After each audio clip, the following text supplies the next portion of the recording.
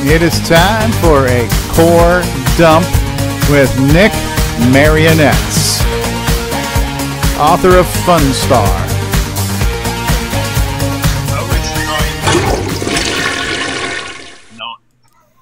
What was that?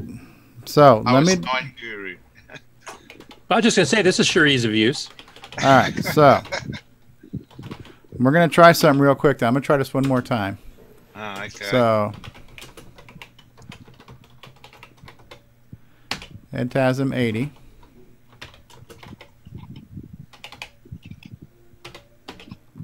Load them EDTASM. So we can't run it from the CoCo SDC. We're going to exec. I'm going to hit I for insert, and her buffer is still full. Yeah, so something weird with that copy, so I don't worry All about it. right. All right, so... All right, so we've done the intro, so I guess we go straight into it. Eh? Yes, sir. Take it. Let, right. hold on one second here. Let's get back to the main screen here. And take it away, Nick Marionettes. I will attempt to share the screen and have that up and running. So one momento. Who could have had the OS9 assembler already running, you know? Oh, no, but mine's up already. Who wants to write for that shit of an operating system? Welcome to We'll get Nick to look up the error codes. The handicap. All right, so there's my CoCo. I'm just running the VCC, so I can share that screen. And I've got my Robert Galt EDTASM 6309 mounted, and it's... Oh, Now, that's a commercial product from Robert, correct? It is, yeah. And I've had this now for the last, almost 20 years. I bought it from him way back then. And over the years, there have been little suggestions I've asked Robert, and he's been adding it in. I think I must be the only one who's actually uses the program nowadays. But every time I either find a problem or make a suggestion, Robert goes in and adds that feature. The last feature he added for me was the ability to have a full 225 scan line display, because I like the really high screen. So he's done that, and that's what this version is. So basically I just run my editor assembler, which is just run DOS, and it'll boot up my editor assembler. EDTASM is now loading. Kabam, and there it is. So this assembler is 6309 capable as well. It also supports DriveWire, and it also lets me print my file, my whatever I create, to the PC via DriveWire. So if I want to see a full printout of my listing, I print the source file out, and it makes a file on the PC, which I can then open up, print out on my printer, or open up in any text editor, and then I can usually, have the benefit of looking at my code on a bigger screen. But we won't cover all the features. We'll get straight into EDTASM. So there it is. If I do okay, so this is the editor. It's called an editor assembler. In other words, it's two programs in one, you could say. You have the editor where you edit your source file, and you can then assemble that within the one program and create a binary file. Yeah, and the cartridge you had ZBug as well. Well, there is ZBug. I've never used ZBug, so I have no idea how that works. But that's ZBug for you American fans. Yeah, that's right, ZBug. ZBug. Yeah, I've never gotten, never used a debugger like that, but it's there as well. Yeah, so it's actually three programs in one. Anyway, let's start a program. So the command in EDTASM is I for insert, and we'll just go with the default line numbering. We won't do anything fancy. We'll just do the very bare bones, simple stuff. So insert, and I start off on line 100. I use the arrow, or the on a real CoCo, it's the arrow key, the right arrow, to go across to my tabs.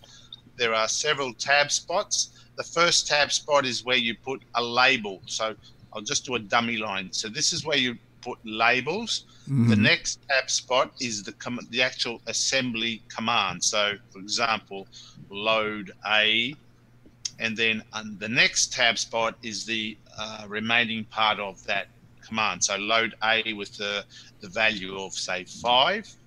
And the next tab spot is where comments go in. And, you know, it's up to the user if you want to comment in. So you would say comments. Now, so do you have to put a remark or a hashtag or anything in front of there, or does it just know it, a colon? No, not in the comments field, no. Okay, so it just ignores that fourth column. That's right. The fourth column is just comments. So just type your text there. So that's basically it in a nutshell. You got four columns: label, the instruction, the parameters for that instruction, and a comments line. And that's how your program, you just build it that way. Now, I'll just get rid of this because another thing, just talking about comments, if you wanted to label an entire section, then what I normally do is I tab to the instruction line and I put an asterisk, and then that tells it's going to be a comment, so or a label or a documenting whatever the next piece of code is, for example. So you can put comments wherever you want. But we're going straight into programming. So the first thing we got to do in any assembly language program is to tell it where the program will reside. And that is a command in the assembler. It's not a 6809 command, it's an assembler origin as it's meant to be. And that's done in the instruction column. So I go across to the instruction column. Can somebody please stop flushing their toilet? Yeah, I might have been Jason. I just muted him. So origin, and we'll just throw this at hex 6000, for example. Oops. Yep. Or origin 6000. So this code will, when I load the final binary program, it will load from hex 6000 upwards from there. So origin 6000. Next thing you've got to do, well, what I do is I open up with a label. Let's call it, in this case, entry. So this will be the entry point to the program. You can have the entry point anywhere in your code, and what I do is I have a label called entry, and I'll show you later on how that's used a bit further towards the end. So entry. Now I'm going to do a very simple hello world. So what I'm going to do is just print the words hello world in the top left corner of the text, the normal text screen. Now it's important to know where you're going to write this text, because you can't just say print hello world, because under assembly you've got to basically tell it where do you want to print that thing in, and where is the text hello world stored. You've got to store that somewhere as well. So it'll make sense as we do the rest of the program anyway. So entry, first thing is say load X, for example, with the source location of the text. Now I haven't got the text in there yet, but I'll put that down the bottom. Let's call it text. So we load X with the position pointed to by the labeled text. That'll come in a second. Then we load, say, the Y register with where I'm going to put that text. So we load Y with hex, well, no, let's do decimal 1024, because I can't remember what the hex version of 400. 400, that's right. Anyway, let's use decimal to keep away from the whole hex and decimal and all that stuff. So load Y with 1024, and then load B with the number of characters that is going to be in the text screen. In this case, the phrase hello world is 11 characters. So load B with 11. Then let's do a loop. So let's call this loop. And then we start the loop. The first thing in the loop is to load the accumulator, load A, with what's in the location pointed to by X. And here what I'll do is I'll also auto increment X, because once we've loaded that, the value pointed to by X, we want it to then point to the next value so that when we come back in the loop, it's ready for the next character. So load X, where is it? Where's the plus key on this? There we go. Load A with X. So A will have the first letter in our text line. This will make more sense once I've got the text line in there as well. So I'm just trying to get through really quickly. Then I'll go back and just explain things again. Load A with text. Now store A into the location pointed to by Y, and move that forward automatically. Then I do a decrement B. And remember, further up, B was loaded with 11, so we want to decrement it by 1. And then if it's decremented, if it's not decremented to 0, there's a command branch. If it's not equal, it's not equal to 0, back to loop.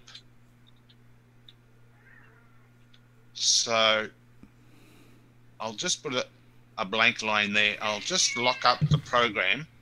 Let's call it lock up. This is like an infinite loop to make it just go back to itself. Well, yeah. Otherwise, once you run the assembler, the processor will go crazy. It'll just keep reading through RAM. So depending on what I have after this loop, it'll go nuts and crash. So I'm just giving it something to do. It's lock up 4, 5, 6. Yeah, lock up is 6 characters. Labels can be 6 characters. And we'll just make it jump back to lock up. So basically we're going to run the program. It'll do print hello world, and then it'll just lock up there. Now we'll throw in the text, and we create the text, and there's another assembler thing called form constant characters or something, FCC. And Communication Commission, I don't know. Constant characters is F mean 4 anyway. And let's put the text in. I wonder if I can just type. You got an at in there now. Yeah. Hello world. Right. How's your DEF CON level doing? No, I'll just go back over this now that I have the whole listing there and just quickly explain it. Then we've got to tell the assembler that is the end of the code. So end, if I put an N in there, end, and a thing you also put in is you enter where the execution point for the program is, and that will be entry. Now let's go back over all that. Entry spelled wrong. I did too. Entry. Yeah. Let me just edit using this highly sophisticated line editor. Wow. So that's how you have to do it, huh? Oh, that would drive me nuts. It's like the edit command in BASIC. It's pretty easy. It's exactly the same. So if you're used to that, it works the same. That's right. I'll just clear the screen. Okay, I'll just reset my screen so that we don't have... There we go. There's my program. Okay, fire away with a question here. All right, so I have EDTASM up to in 32 screen mode, and I don't have nice columns like you do. Does it matter? You should do. It should tab. What's the tab key? Is it the right arrow key? You're supposed to tab between the each right arrow, or yeah? Do they tab? Have you gone to insert?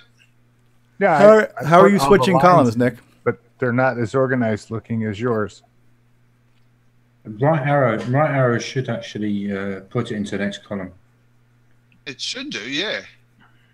Did you right arrow between columns, Ron? No. Okay, that's probably why then. Don't know anything about that. Yeah, the right arrow key is like the tab key. It'll move you over one column. Takes you automatically across to the tab, yeah. Anyway, yeah, so you need to do a right arrow for the tabs. So mine is going to be all gibberish. Sorry? So mine will be all gibberish. You go back and edit it, right? Just what's the command to edit? Well, it'll be A. What does EDTASM still take spaces as separators between the fields too, or? Actually, I've never used the spaces. I don't know. I don't think so. I didn't know if it did both or not.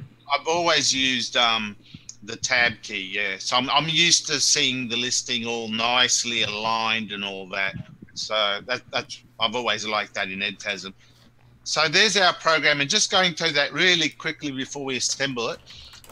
We've got the org command telling the assembler that the program will be compiled to load in to address 6000 hex. And then we open up the program with a label called entry.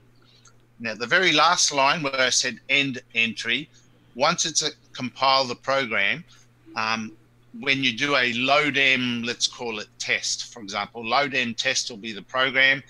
As soon as I hit exec, it will execute from entry. If I don't put that in there, it probably just executes from zero, location 0, which is just junk, and it'll just crash the system. So this basically allows you to tell it where the program will automatically execute when you hit exec. So hence, isn't that what that org does? No, org tells it where to actually start assembling the program. That doesn't tell it where to execute in memory. No, that's right, and that's what the end command does. It says, okay, that's the program. And there's a reason for that too, because I mean, in some cases you might have data tables, like you could have put the FCC hello world at the very beginning, and then you have the program actually start running after that. And I do that. I usually do have other stuff there, and so my entry point is actually more mid down into the program. So wherever that is, I have a label entry, and that's where I put my code. And at the very end, in the end statement, I put end entry. That way, when you hit exec, it'll run entry, or from entry rather. And you use this same bloody program to make Popstar Pilot. Yep. You're an animal. You are a freaking animal, because this is just like insanity to me. Well, this is assembler. This isn't really too different to using any assembler, really. This is assembly language. But it's so like, dude, you know, they have running water now. They've got like silverware and air conditioning. So it's like. well, the important thing to know is that every other programming language that you use, it's at the base of it, it has to somewhere along the line run this sort of code. It has to be interpreted back down. Yeah, so and this is the raw code. This is what the computer sees. Whether you're running the latest Pentium or whatever, there will be assembler code, which is the only thing it understands. That is the language of the assembler. I think Stevie's more hinting at the editor. Yeah, the editor. Oh, well, the editor, I mean, there will be flashier ones. Yeah. But every editor assembler still has to have a label, command, parameters. Right. The source code is going to look the same, but just... It's still going to look very much the same. But, you know, as I said, one thing I really hate, and I wish Robert could actually modify in this assembler, is to put a screen-based editor rather than that. The old school line editor, but hey, well, you know, luckily we're all used to, well, generally we're all used to that sort of editor, because that's the default basic anyway. So, but yeah. Anyway, now, there's our. Yep, sorry. Is there anything you have to do for that text other than just having it there as "Hello World"? You don't have to wrap quotes around it or do anything else to let us know that that's. Hang on, let me just. I'm just wondering if. No, I don't think there is. And what did FCC stand for again? Form constant characters, I think it means. Okay. In other words, you put a string. You type a string of text. Okay. So that's what that part of it is. So just winding back. So we've said what org is. We've got the entry label. Then we load the X register to point to the start of the text, which is why I say load X with the immediate value of text, which is looking down. We load the Y register with the place it's going to effectively start poking the text. So in this case, the top of the text screen under basics, normal green screen, is 1024.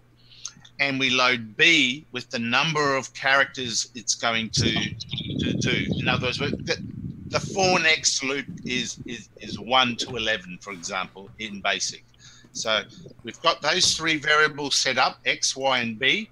Then we do the actual loop itself. So I have another label called loop to signify the start of the loop. Then I say load the A register, the other register, with what's in X. In other words, in this case, it'll load up the character H, whatever the ASCII value of H is. It then stores A into Y, into the location 1024, just that was loaded into Y just prior. And both of those commands, load A and store A, have got load A with X plus, store A into Y plus. So in other words, once it's loaded those values, they increment. X is automatically incremented. So basically it's getting it ready for the next character. If I didn't have those, I would then have to add a command later after these two lines saying increment the X and increment the Y. Right. You know, right, so let me ask you, you let me ask you two dumb questions, because at this point now I know enough to be dangerous with what I think I understand. So because the X register is 16 bits, will it take 2 letters at a time to load in there, or is it still only going to load the H? We're not loading into X. We're not loading into X. We're loading into A, which is an 8-bit value. Okay. X is pointing to something. So okay, so the X register is where the so it's pointing to a 16-bit address, and that address is wherever the word. Okay, so A and B are still 1 byte at a time. Yeah, they're 8-bit. Okay. X and Y are being used as index registers, so they're pointers. Okay. Yeah. I'm trying to avoid all the terminology without, I'm just trying to keep it really simple. So X is pointing to the start of the hello world. Y is pointing to the start of the screen. B is the number of characters it's going to do this loop for. And I've got the auto. Right, so the load A is going to load in the value of the character. Yes. And then so store A is going to store it on the screen. It's going to write it to the screen. So it's like peeking and poking.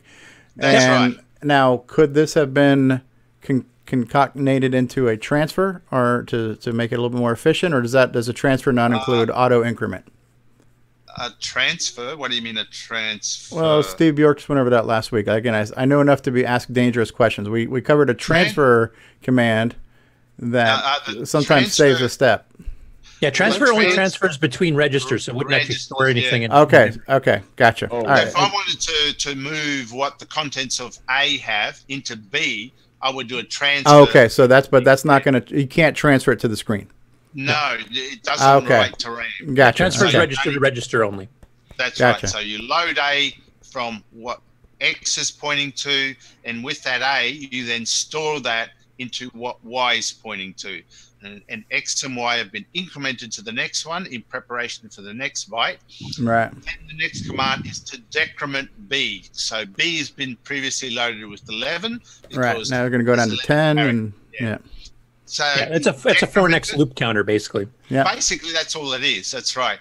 I mean, if I have a varying levels of text, obviously this loop is only set to run 11 characters. But what if I have various text lines that are all of different lengths? I would do a different approach. I might put a specific value at the end of that text, like a 0, for example. And then my program would load the text. If it's not 0, then go back and do the loop. All right, so that's like your end of data delimiter. I'm just doing it very simple and just going for a fixed value of 11, since we've only got this one line to do. So once it's done that 11 times, it'll have grabbed the whole hello world, the whole 11 characters, dumped them to the top of the screen. It then goes to that lockup line, which, so the CPU it's an infinite loop, basically. It just locks it up. Otherwise, it'll just keep running and it'll just go nuts. And that's one of the problems, of course, that a lot of people have with assembly language, is that they write their program, it all looks good, but they don't realize that, okay, the CPU does not stop. It keeps going. So it goes through and tries to interpret whatever other bytes are following, which we don't know what they are. It'll just crash. Question, Nick, could you just do an RTS there? Does that come back to basic okay? I think it does, yeah, if you do that, but I'm trying to avoid having to show the whole interfacing with basic and everything. We could do that. Yeah, I just couldn't remember if that worked or not. Yeah, if you put an RTS there, you could do an exec from basic, an exec hex. Want me to do that? No, that's fine. I get it. Yeah. So, yeah, if you put an RTS. Sorry. Yeah. Just curious, too. How much memory does that actually consume compared to 3 lines of basic code? The same thing. It actually probably consumes a bit more, but in basic code, you also have to have the basic interpreter. How big is the basic interpreter? Yeah, 8K. Yeah, so, that's right. Yeah. This doesn't need basic or anything. This is all it needs to put the word hello, the writing hello world up there. Whereas basic doesn't work without a basic interpreter in there in the first place. And that's what, is it 12K or 16K or whatever it is. So it is very economical. It's only using whatever number of bytes this code needs in the whole 64K space. If I assemble that, I use the A command, and I don't want it to assemble the code as yet. I'll say assemble no object. Object is the actual assembled code, the object. The code. actual bin file. The bin file itself. So I won't do that just yet. I'll just assemble to the screen so you can see what the full assembly looks like. So assemble with no object does this. Now you can see the lines that we typed after the line numbers there. See, there's a few extra tabs, columns inserted on the left now. Yeah. The columns on the left have the address, and then there's the instruct. Well, you see up to 4 bytes following. For example, the entry load X with text is AE6013. Yeah. Are the instructions. And that's the actual machine language. That's the actual machine language. That's machine language there. That's not assembly language. Assembly is what you're seeing after the line numbers of 100 onwards. That's the assembly language. The new stuff that has appeared that's on the left is the machine language. So when you're programming, you're not actually programming in machine language as such. You are programming in assembly language, which is the more English-like version of the machine language. So, you know, you can straight off see on that very first second line there with entry, which is easier to learn to use to program in, using the words entry LDX text or 8E6013. Oh, obviously the hexadecimal is so much more efficient. That's right. That's right. It's less typing. I mean, unless you've got a brain that knows how to interpret all the numbers. You know that 8E stands for load X, and 6013 is the actual address it's loading into X. So if you look carefully at that first line, for example, look. It says 806013. Now, go down to the line that's on the left, on the extreme left, goes down to 6013, and see that is the start of Hello World. So in other words, I'm loading X with 6013, which is where text is. Now, I have got an error there on that says missing information. So I think I do need to put a hang on, quotes or slash or something, some sort of delimiter. Yeah, you need a delimiter to tell the assembler that that's text. So I'll just add that in, and it'll make more sense then. So we go in, we use a fantastic editor that we have. You're just space barring your way through. I'm just space barring it. And then I to insert. Yeah. So this is exactly like the basic editor. Extended basic, yeah. When I say editor, I'm going to be using quotes here. Editor. That's right. They called it an editor. All right. So now you're going to try to assemble it again with the /no. A/no. So there it is. So I had to put the slashes on okay. The end, yeah. So that the assembler knows that the text part is in between those two. Different assemblers may use different things in there. I will mention one thing on the /no option. There's other options you can do too. Basically, use that to do a quick assembly in memory only, just to make sure you don't have errors. Because if you're writing it to disk every time, especially a floppy, it takes a while for it to actually write because floppies are slow. It does. So it's much easier to do it this way. You can also use WE, assemble, wait on error. So when an error, if it's a big long listing, you can have it automatically pause so that you don't miss it. And you can also say, no object, because we don't want it to make the code yet. And also what I use a lot, especially when your listing is long, is say no list. So that's what I use. And like what Curtis was saying, if I do that, it just comes straight back and tells you the number of errors that are there. So it's a quick way of seeing if my code is okay. This last chunk is called a symbol table, which is basically what it tells you what your labels are all getting assigned. So in this case, the label entry is getting assigned 6,000, which was what the start of the program is. Yeah. Lockup is the address of that infinite loop. So that's 6,010 in hex. And then the other ones, et cetera, et cetera. We don't enter that. That's the assembler telling us what the address is of all the labels. So you can even suppress that, actually. Assemble, let's see. This is what I normally do. Assemble, no object. Why don't you do a /FTW, F the world, and don't see anything? No. Hey, yeah. Assemble. Yeah, well, that'll do it. And that's it. Just comes back and says 0 errors. And that's handy when you have a big, long listing. It makes the assembly so much quicker. I can have 1,000 lines in there, and it only takes say 30 seconds to do 1,000 lines. But if I listed them as well, it's a bit slower there. Sure.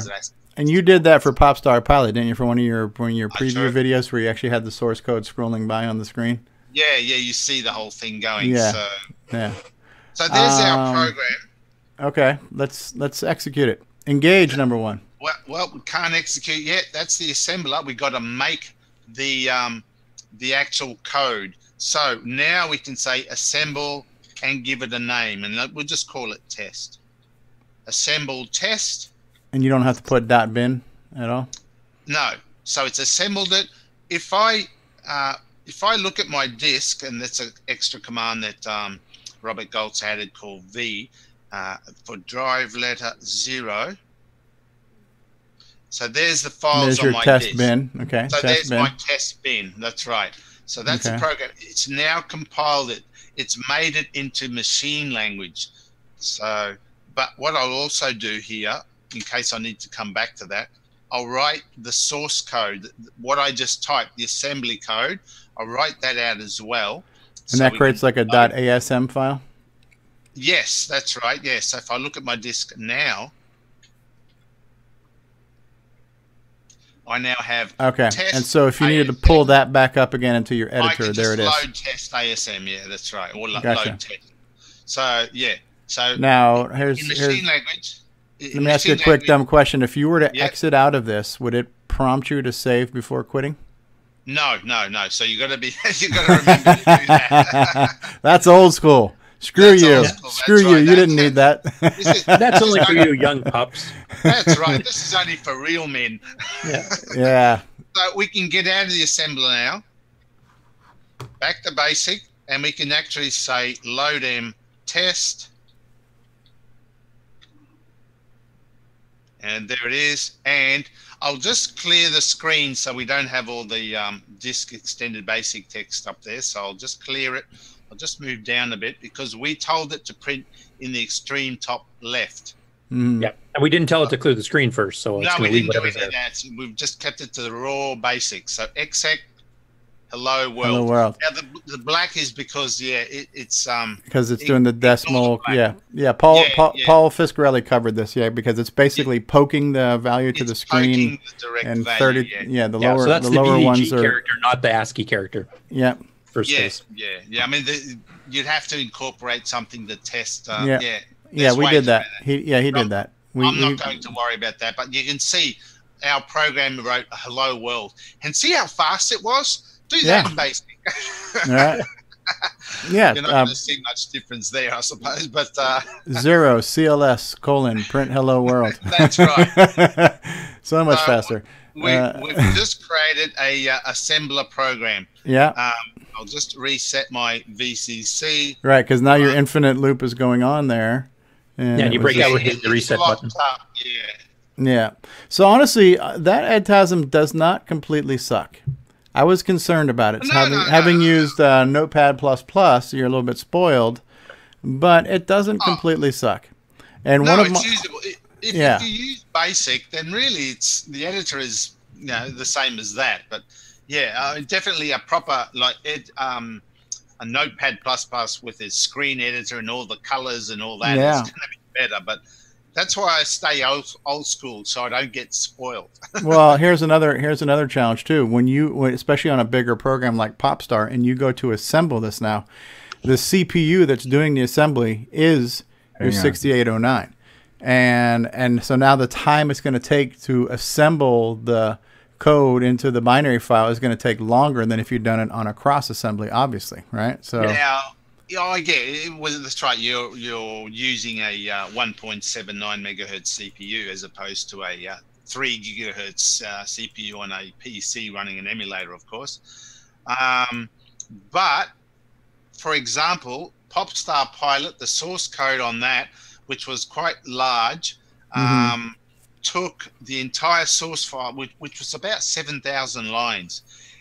When I assemble that and write to disk, it's created the binary it's under a minute. Oh, really? Because I suppress the listing. Okay. All it's doing is assembling. You're just doing the okay. That's right. It only takes a minute, and it assembles to I've got a CoCo SDC, so it's a bit faster in writing to that. Sure. Or if I have DriveWire, which I do, I can assemble to a DriveWire drive if I want. Right. So it does it much the same. So 7,000 lines takes about a minute to. That's not terrible. That's not terrible. Jason has his hand up. Yeah. Jason, fire away. Okay, this package that you're using now is a commercial package. Now, is it something that's still available? Yes. If you contact Robert Galt, I haven't got his contacts at the moment, but I can get them to you. He sells the assembler. And it's basically the old Tandy's disk EDTASM that's been heavily patched to have one disk I/O to support 80 column or 40 column screens. It's got support for 6309 instructions. It has a lot of other extra codes in there. There's a few other enhancements, like it uses a 28 line display because it runs at the full 2 megahertz too, right? And it runs at 2 megahertz as well. 1.79 megahertz. So it's as fast as I can get it. That you can basically get without having to go in and optimize the code. Right, and this does require a CoCo 3 though. So even if you were going to write something for a CoCo 1 or 2, you would still have to write on the CoCo 3, right? Actually, well, there's no 80 column display on the CoCo 1 or 2, is there? Yeah. But I think the program still can be made to use a 32 column screen. Okay. Work, but And I'll just mention as an aside here too, Nick's talking about how long it takes to assemble a large program. If you're using the OS9 assemblers, there's two main ones. There's ASM and there's RMA. And it's the same thing. If you do a listing, it definitely slows down, even if you're redirecting it to a file to look at later. If you just do assembling without the listing, it runs pretty quick.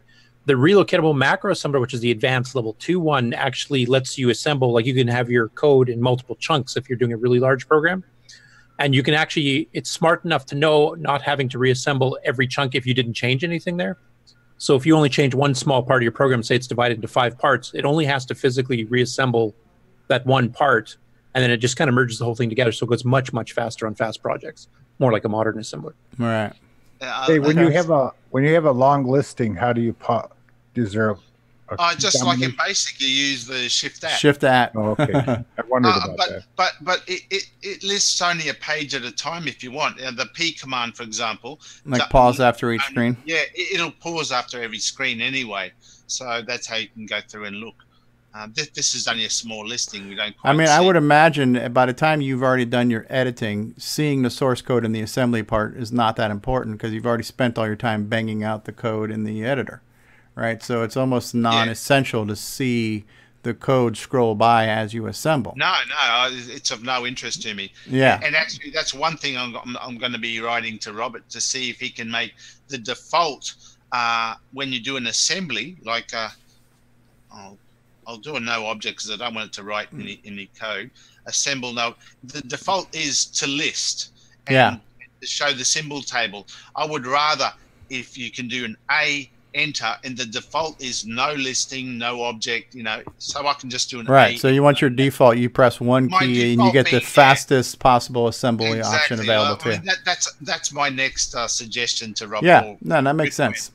That makes complete sense. If I want to compile, when I'm ready to do an actual compilation, I'd rather do a slash, I don't know, whatever at the end of it. So you're telling it to do assemble.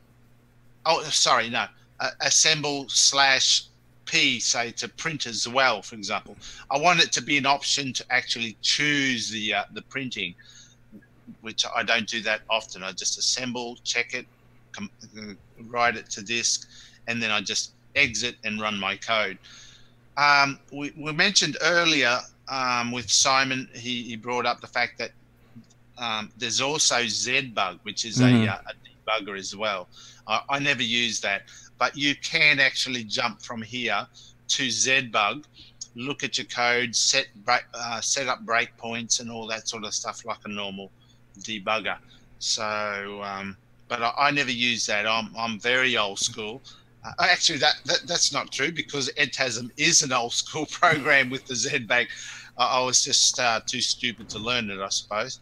But I tend to write my code, assemble it, write it out, and save the source code, and then I run it. If there's a problem, I'll just go back in, bring up the source code, and then I nut it out just looking at the code without any debugging tools. Yeah, I do see some value in that output where it showed you where your error was. It said you had an error, and the error was in 6013, and so you knew where it was. Exactly. So that's definitely useful. And I'm not sure if it allows single stepping as well, like the more fancy debuggers. ZBug, I believe, does, yeah. Oh, does it? Okay, yeah. So there are other tools in there for anyone who's used to a debugger, but yeah, I'm stupid, so that's as far as I got. So. Yeah, I think Simon's had his hand up. Did you have something you wanted to add, Simon? No, actually, I just wanted to show Nick something. If I could share my screen just for a moment. Yeah, I'll unshare. Hang on. That's all. We don't want to see anything more. Is that the end of this? Well, if you could have the 2-layer gimme going on here, that'd be nice. So I'll unshare so Simon can. 256 color hello world too while we're at it. Okay. Yeah, where do you poke for 256 colors? That's poke color, comma 255. Go ahead, Simon. So, away you go, Simon. Yeah. Sorry. There you go. There you go. This is the sharing episode. Sharing is caring. All right, so this is Simon's editor. No, Nick, that's not too far away from where you are. No, that's right. It is still. I mean, assembly language is assembly language. There is a syntax, so yeah. That's. Yeah, it doesn't matter what editor you're using. No. So we were actually talking about editor assembler and ZBug, yeah? Yeah. Yeah. ZBug. So let me just because if I use is this 80 columns, by the way, here, Simon? No, it's whatever comes you make it, Stevie. So, yeah, seriously. But talking about Z-Bug and stuff like that, if I just find something here. And by the way, for those who have, Steve Bjork has mentioned a few times in the live chat, because we're talking about Hello World right now, and Paul Fiscarelli is also showing Hello World. When Steve gets into his code segments, we're going to start off, he says, by making a game. He has mentioned that before, and he just put that in the chat too. So just when we get to lesson 11, we will be starting game stuff too. Yeah. Hello World is a good one to start off with, because you basically learn a few of the basic things. Yeah. In this case, you saw the looping structure. I mean, there's a lot more things that can be done, but as an introduction to get a feel for what programming and assembler is, that sort of covers it in a nutshell. Yeah. The or statement, the end statements, producing a loop, the labeling, the layout of the tabs. It's a good way of just showing an introduction. Were you going to show us? It gives you an immediacy too, because you get to see the screen do something. Where if you go to Leventhal's book, it's all you have to use Z-Bug, because basically you're trying to dump registers to see what an ad did or something like that. So I think Nick has scared me to OS 9 now. Yeah, I'll start the OS 9 assembly tutorial a little bit later, but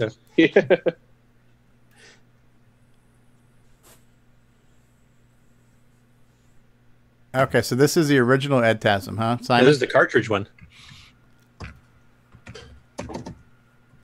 Where did all that shit just pop up on the screen from? This is like auto typing? What's going on here? Well, he hit Z first to go, or Z first to go into Z-Bug, which actually, if you just single step through, is a disassembler basically. So it's actually showing you what code exists at the memory location you start at, which is the basic ROM.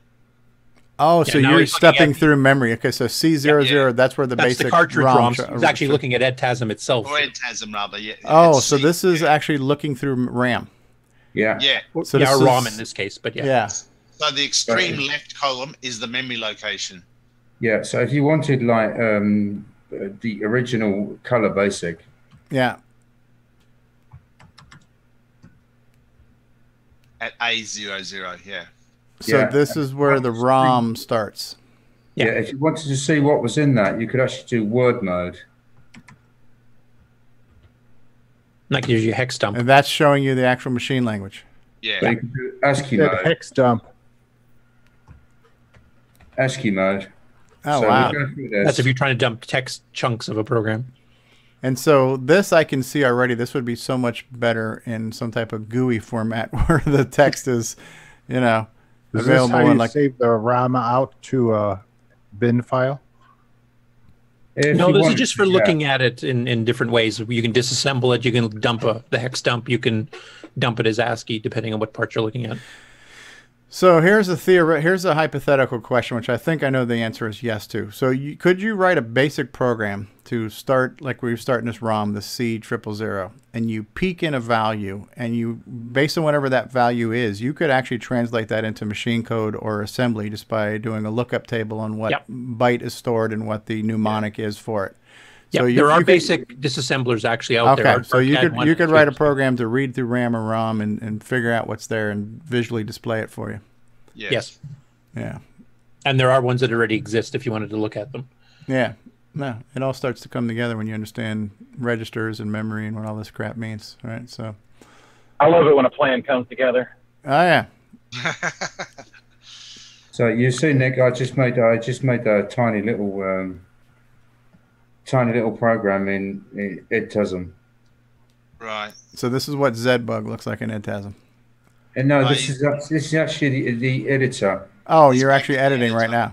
Yeah, the first letter you see on the screen, or first character you see in the line, that tells you which one you're in. A number sign, you're in the Z-Bug debugger. The star, you're in the editor. Okay. That's 3 states, I think. There's a third one, I think.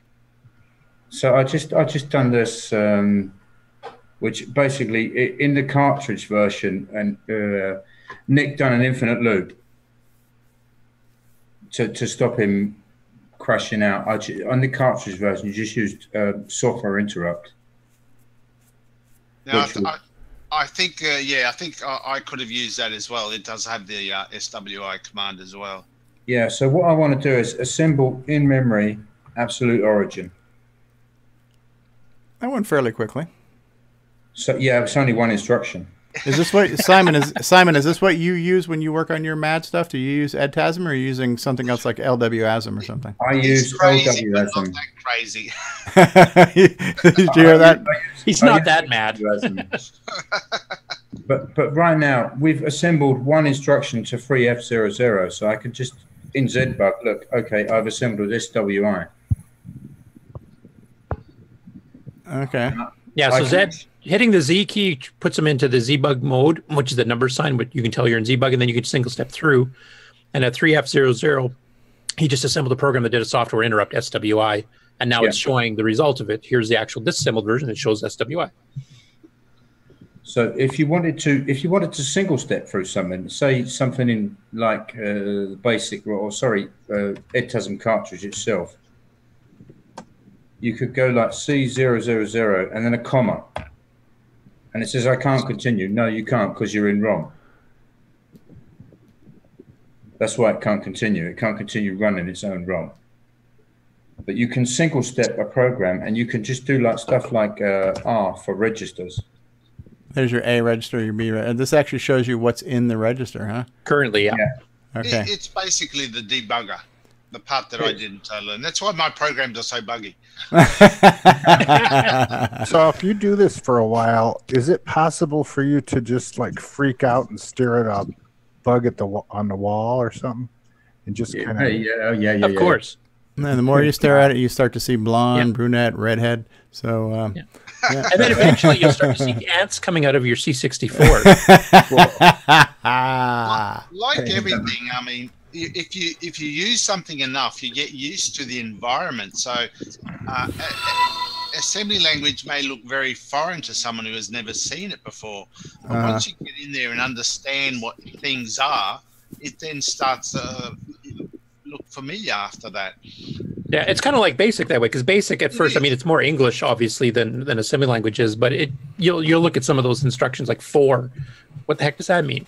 Yeah, and then eventually you figure out it's a for next loop, how that works. Some sort of digital foreplay or something. Yeah. You guys, this is what's happening while you guys are doing your stuff. What is happening? Are you glitching us? No. Oh, what are you doing? You're looking at Zoom on your phone? No. When he's doing the EDTASM stuff, that's what's going on the side. It's like a stuttering video. And what are you seeing that on? You seeing? Yeah, I don't know where you're seeing that. It was next to the green screen when he had the editor up. Okay, so I mean, did you just take that picture with your phone? You recorded it directly on your phone? I took it with my phone because it was next to it. It was a little bit distracting, but it was interesting to see. Okay, Curtis Boyle doing a dance. Well, that was some people's minds just starting to explode from all the information. It was information overload. Yeah. Probably stop there. Yeah, no, it's definitely interesting. I have never seen EDTASM before. I've heard about it, and it didn't suck. It definitely didn't suck. It was just a little bit. I'm a little bit spoiled because my first editor happens to be Notepad++.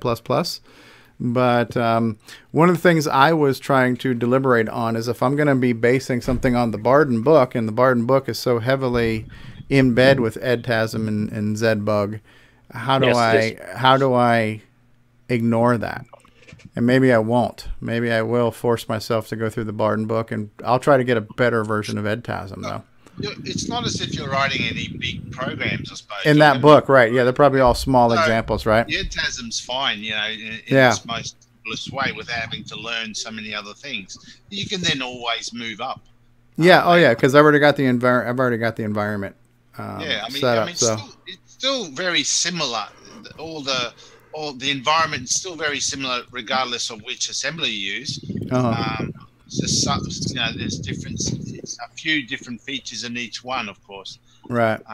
But basically, assembly language is assembly language.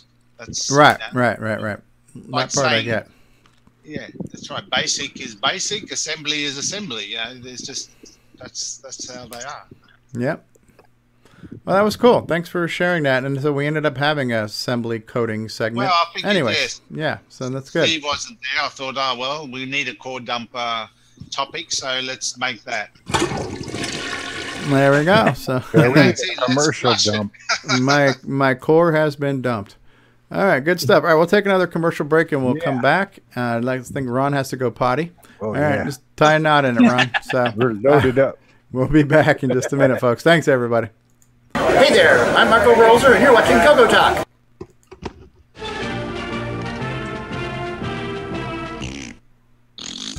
What's going on, everybody? Stevie Stroh, and I want to say thank you for continuing to watch and listen to CoCoTALK. We love doing this show. We think we put together a pretty good show for you, but this show could be better with your help. So if you would like to send a feedback, a comment, a suggestion, a show topic, or maybe even your own little segment or bumper, then send it to us via email to cocotalk@cocotalk.live. This show would be nothing without you. Love to hear from you.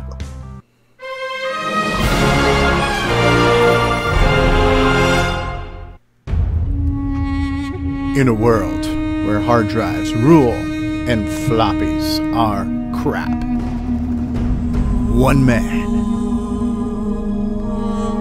one legend, one old fart dared to learn the floppy. This is for the podcast people, and took the brunt of the jokes. Then EMP.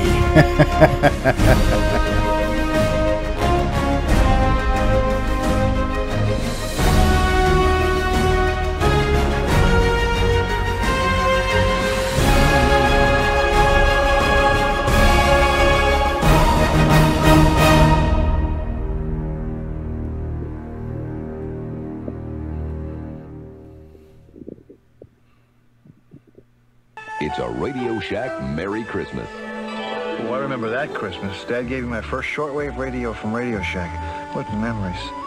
This Christmas, we got our son's Color Computer 3 from Radio Shack. It hooks right up to our TV and was on sale for less than $130. The Color Computer 3 makes learning fun. Jimmy even lets me use it for word process when he isn't playing computer games. Lucky I still got my shortwave. Save $70 on the sale-priced Color Computer 3, only at Radio Shack. We now return you to CoCoTALK. And we're back. Thank you, Speech Sound Pack. All right, so we managed to talk about some things. We talked about, do you still have your original color computer? We talked about when did you get into the CoCo? Did you enter in late? Did you get in on the ground floor? And then we had a spontaneous EDTASM moment. I don't know if it was a moment. It was a segment. So, yeah, EDTASM has been slightly demystified. It's not as daunting as one maybe would have previously imagined. It's, you know, and if you worked on the Disk Extended Color Basic and you worked on Extended Basics Editor, it looks like it's almost the same, right? I for insert, X to get to the end, space bar to tap one character over at a time. Could you hit like 5 space and jump 5 spaces over? Would it do that kind of stuff too? I think it does. Do you remember, Nick? Yeah, I don't know. Actually, I might give that a quick try in the background here. And yeah. So if you're familiar with that editor, I think it does. No, I think you got to use. So it's just single space, but you're looking at not looking at a lot of information. Yeah, that's right. Yeah. Oh, you hit the right arrow key to jump over to the next right tab stop. It keeps all your columns in nice vertical rows. Okay. So I've always liked that the nice clean.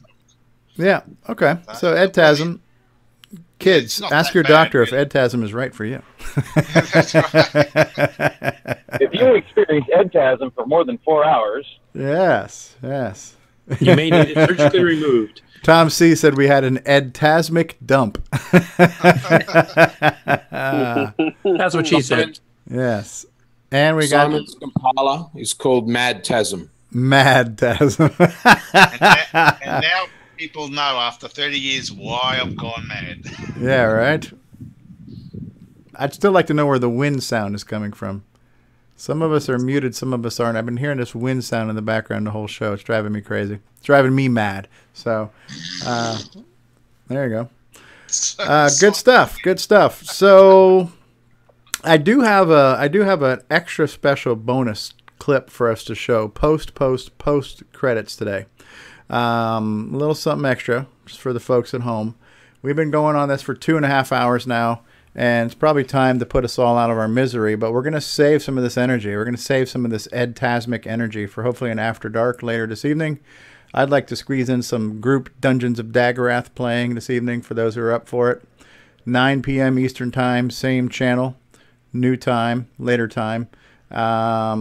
And before we start to wrap things up and you get to see the extra special post closing information, anybody have any parting thoughts, words of wisdom, things you want to share with the world before we start phasing out? Why do you talk about Tandy Assembly? Tandy Assembly, thank you. I always forget. Because I'm just ready to end this. So yeah, let's do that real quick. How about we switch over to events? Thank you, Grant Leighty. That's why you were described in the roundtable as being the real brains behind the show.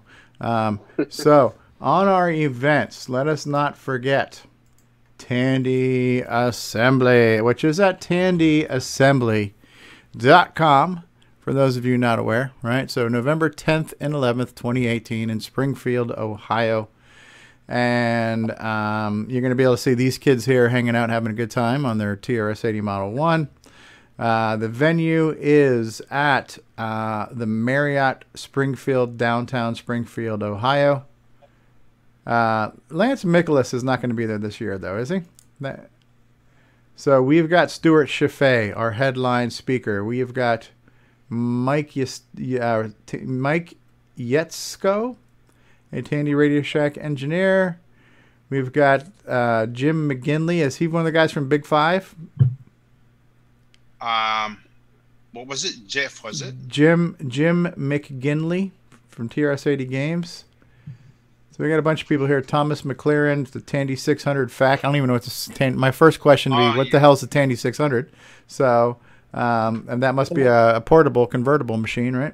The Tandy 600 was Tandy's last non-MS-DOS machine. It was a clamshell type computer, had a floppy drive, and it had an LCD screen, and it was like $2,500. It was kind of cool, but nobody, it didn't run MS-DOS, and it was a huge failure. So it was like a Model 100 on steroids in a sense? Yes. Mm-hmm. Okay. So portable and interesting, but just it did not last, huh? No, it was released way, it was like the MC-10. It would have been a great hit if it was released a couple of years before. Yeah. A lot of exhibitors out here. Ian Maverick, Nick's neighbor in Australia. Everybody in Australia is Nick's neighbor, so you should know that, right? Peter Satinsky, Brendan Donahue, the CoCo VGA project, Eric Dittman showing off TRS-80 clones, Jason, the CoCo Man Reichert of CoComan.biz showing off the switcheroo and possibly an even newer top secret product. Who knows about that one? We got Jason Newworth of Newsoft. We got Thomas McLaren, Digital Dinos Retail Appearance. Richard Lorbieski of Boyson Technology will be there, fixing all of Jason's cables. And then we got Randy Kindig. Eric Canales is going to be there with Tandy Computer Demos. Evan Wright, author of Flood It, showing off his text adventure development system. Windy Systems. Paul Fiscarelli, Color Computer Floppy Disk Tools and Long Branch Never. Very, very cool. So we'll get to see his development environment. Hopefully he'll play his game. Neil Blanchard will be there. All right, Tandy 1000 TL3 and the Tandy Sensation. Jim O'Keefe will show off the TRS-80 Model 1. Reitveld, or Sent From My Phone, will be there. He's going to show off the Tandy Vision, which was Radio Shack's clone of the Intellivision. All right, Ken Edwards showing off Tandys and TRS-80s. Retro Innovations, Jim Brain. Peter Bartlett of Bartlett Labs, and Malcolm Ramey, and George and Peter Phillips, and Cloud9, and Arno Pewter and Sasha Harboring. All right, those guys were there last year too, showing off their stuff. So we got speakers, we got all kinds of stuff, right? And how far away are we? We're like pretty soon, right? Jim is not from Big Five, so Peter's still here. He's not from Big Five, Peter just says. 4 weeks? 3 weeks. 3 weeks. 3 weeks. 3 weeks. So very cool. So you guys want to make sure you get this is the second annual Tandy Assembly. If you missed it last year, it's your chance to see it this year. Thank you for reminding me, Grant, because I always forget. To correct on the Tandy Vision, that was actually, it wasn't a clone. It was actually the Intellivision with a Tandy label. Just a wrong choice of words, but a rebranded, OEM'd, relabeled Intellivision. Yeah, it was labeled a POS by the Depot repair people. Was it manufactured in the same places as the Intellivision? Yes. So Intellivision just made the 2 boxes and put 2 different stickers. They put their sticker on one and Tandy's on the other? That was it. Okay, so Tandy didn't even assemble it? No. No, they just had it OEM'd for them and they put it on their shelves. Yeah, and all they did is they warranted it, and they had palletfuls of Intellivisions or the Tandy Visions. I had actually visited their repair depot in Fort Worth. This is in March of '83, and yeah, they had palletfuls of them. And, wow.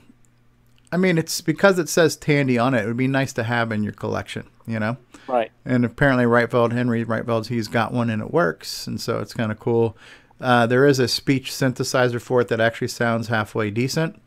And there is a game for that that's called Bomb Threat, which is a kind of tie into the Rick Adams CoCo game. So there's a whole Tandy full circle thing going on here with the fact that Radio Shack sold it, and there's a Bomb Threat game on there. So kind of cool.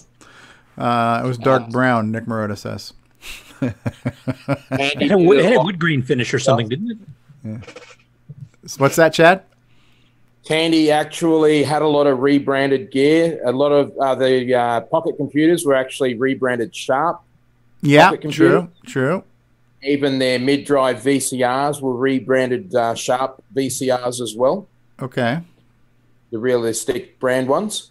And there were a few other things as well. I just can't think of them right now. Well, the Model 100, too, was not made by them. Their first portable system. Who made that? Kyocera? Yeah. Interesting. Cool stuff. All right, thank you for reminding me, Grant, to plug Tandy Assembly. My bad. I do apologize. What else? Closing thoughts, parting thoughts. Anyone? Bueller? What about the, have you talked about the voting results yet? I don't know what the voting results are. Are they out? For the Glenn side? Yeah. Yeah, they've been out. Have they been? Linville is now the new president. How do we see that? Is that on tandylist.com or something? No, I was at the meeting. I survived the. You survived the meeting. Yes. Did you have a T-shirt and yes, I did. Purple Heart or anything to go along with that? Yeah, it's John Linville is the president, and Tony is the vice president. Tony Pedraza. I thought he was not even in the running. No, he decided to run as vice president. You know what I was thinking? You know what I was thinking too is that again, this is an afterthought, but you know, you had like John and Eric Canales running for president, but it almost would have been like the 2 candidates who were running for president should have possibly also run for vice president too. So that way, like, let's say, you know, the one who didn't make president could still potentially have had a chance to be the vice president or something. But I don't know how that trickle down economics things works. But yeah, so because I thought that John Mark Mobley was also in the running for vice president, and all right. So the whole idea of getting new blood into Glenn's side. Well, at least John is in there, but we still have some of the old blood, so it's not completely. A complete revitalization, but even a partial one is probably still good, right? So, all right. So John is the official president. Okay, round of applause for John Linville. All right. What else? What else was good at that meeting? Any other revelations? Did they upgrade their thermal printer or anything like that? No, there was a lot of discussion about the future of the CoCo Fest. What you know, the layout of the room. There was discussions about how to place vendors. And maybe we were making it free. Yeah, making it free. Yeah, but again, it was all discussion, and it was, you know, going to be brought up in future meetings. Okay. So. All right. Well, cool. Then we have there's a little slice of revelation right there. That's cool. Yeah, moving in the right direction. Oh, sorry, go ahead, Grant. I said we're starting to move in the right direction for modernization. Yeah. Ron? One little bit of news I was going to throw in is, I guess Microware's put out a public downloadable version of the OS 9 for current machines. Yeah, that James Jones and a few others have downloaded and started fiddling with. So I believe it's based on the OS 9000 from way back when. But and you can run that like in a virtual box or whatever. Yeah.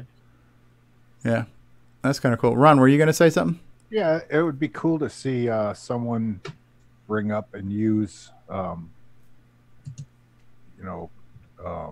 9 Basic and fool around with it a little bit and see how it looks or works. I don't think I've probably brought it up, but never really did anything. Some with basic 09 tutorials.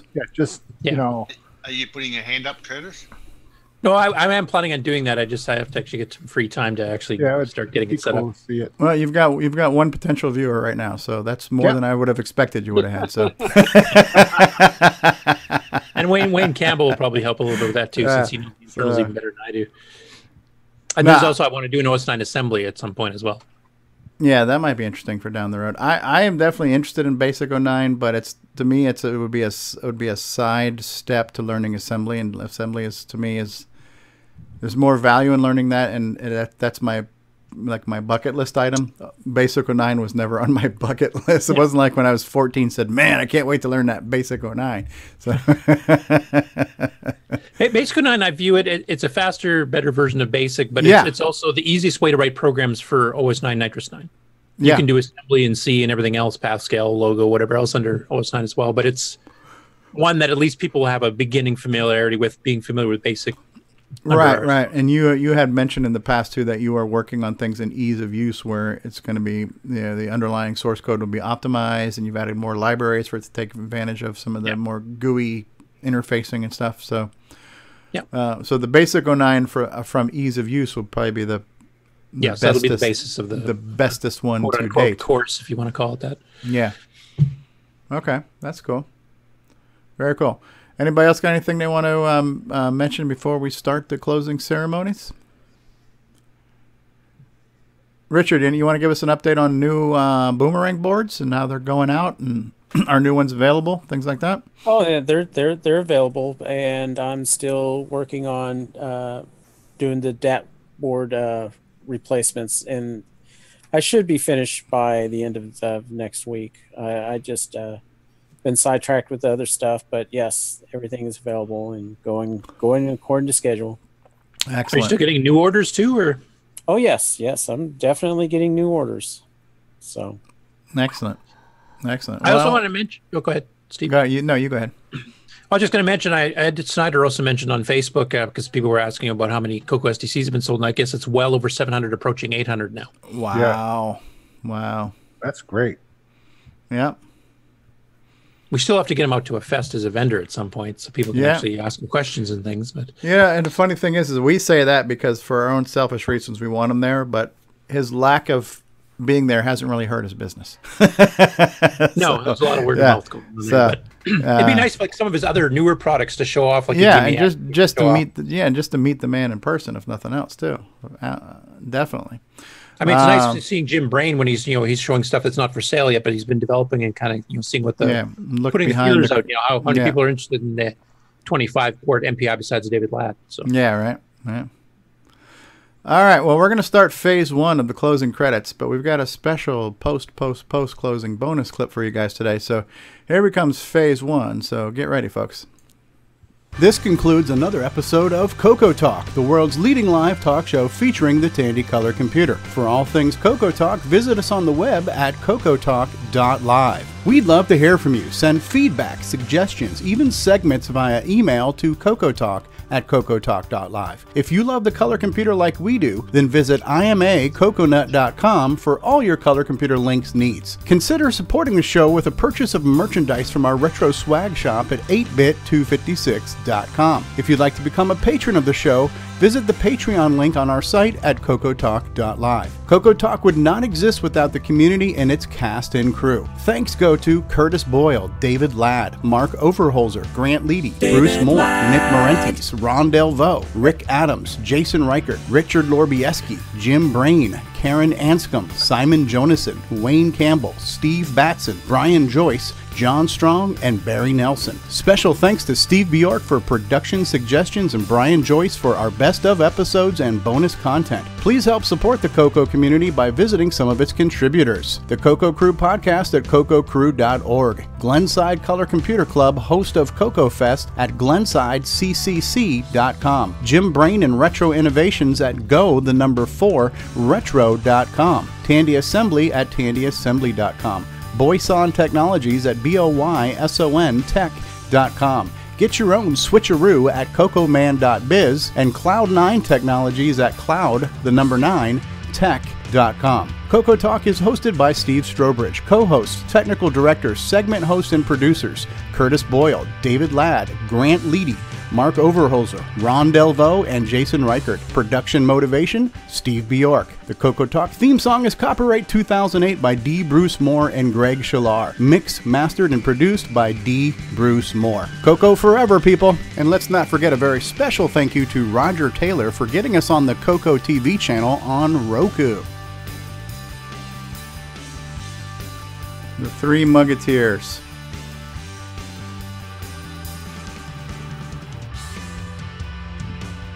The good, the bad, and the ugly. Take your pick. Yes. Nick Marentes says, it introduced you to structured programming. Oh, what are we talking about? OS 9 or? Basic 09, yeah. Basic 09. Okay. There we go. Basic 09. So the world needs its Basic 09, so we'll have it. And that would be, I would definitely like to do a version of Cosmic Aliens for Basic 09, but I would much rather start working on some assembly before I do that. But it's on my list, indubitably. So how many of us will be able to do an After Dark later on tonight? Anyone? I'll be listening. You'll be listening? Yeah, I still got work. I've said this the last 4 weeks in a row here. It's going to be my last weekend of overtime, but I've actually talked to all the individual people, companies that I do work for, and it sounds like this is actually the last weekend. Okay, excellent. Ron Delvaux, you're on. Joining. Yes, see my halo? Yes, I do. It's a little bit better than the propeller hat. So yeah. You almost look like a Roman warrior right now. You got the whole little gladiator centurion thing going on. Well, he is Italian, right? And that's where Rome was, wasn't it? Yeah. Grant, did you say you'll be able to make it tonight? Yeah, I'll be on tonight. Jason, is your hand still up, or did you just forget to put it down after? I think it's stuck. It's stuck. All right, I'm going to hit the lower hand button. All right, your hand has been lowered. All right. Chad, you going to be able to join us in a couple hours? Possibly. It depends how smashed I am later. I'm supposed to be going to the markets. Okay. And Paul Friscarelli says he should be able to join us for an After Dark. Diego says, I'll join you. Okay, so we got a couple people in the live chat who will be here. All right, cool. So, yeah, I would like to get a group Dungeons of Daggorath thing going. Could use some help, some coaching, some moral support, and we'll see if we can't make it to at least level 4 this time.